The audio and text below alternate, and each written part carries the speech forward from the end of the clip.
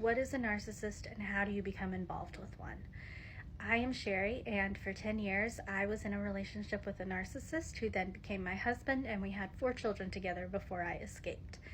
I think it's important for people to understand that a narcissist isn't just what a lot of people want to suggest is. It's not just a toxic relationship. It's not just someone who didn't think of your feelings and made you cry a lot. That's not.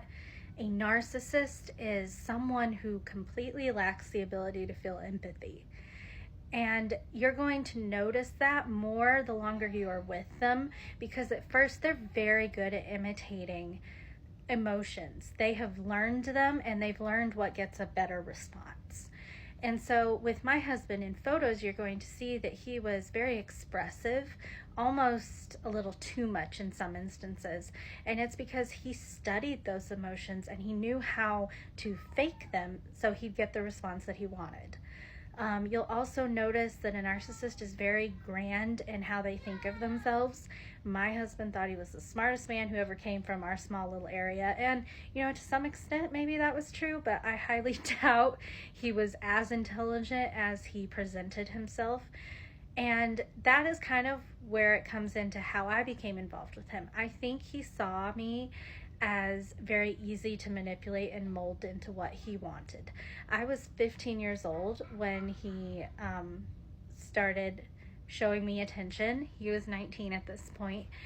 And I think it was very quickly realized how sheltered I had been. For example, my family required that I have chaperones with me. And so he was able to really shape what I thought a normal relationship was going to be like. I'd never been in a relationship prior to him, and so I didn't know those red flags to watch out for, and he exploited that. And so by the time I was 18, he was promising me the world. He was love bombing me to the extreme, which was very easy for him to do because at this point in time, he was already in the Marine Corps and I was still in high school. So really, we were only seeing each other about every 2 weeks. Every 6 months, I'd see him for 2 weeks. And so it was very easy for him to fake it for those 2 weeks and really draw me in. And towards the time that we were getting married is about when he started really laying on the part where he was distancing me from my family. That's about the time where he started suggesting that my family wasn't that great, that it was going to be a good thing that I was away from them, that my friends were not intelligent and I needed to be away from them. And so he started really laying it on thick. And so by the time I moved away with him, I was already pretty distanced from my friends and from my family. And then we add in, he moved me over 1,000 miles away. And so now I'm really distanced from anybody.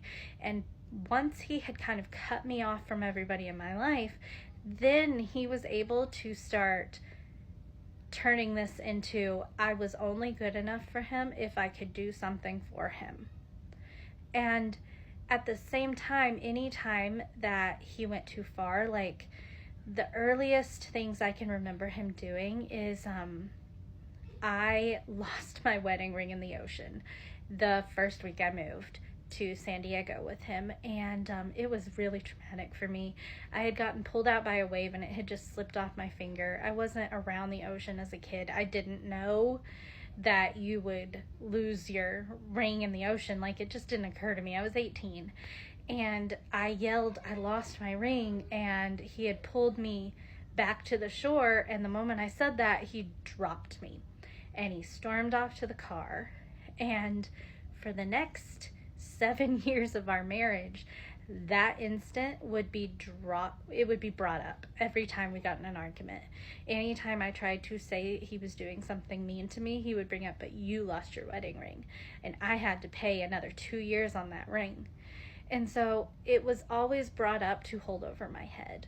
And narcissists are very good at holding things over you to where you'll never be able to justify your own anger, because you're going to be led to believe that they're right.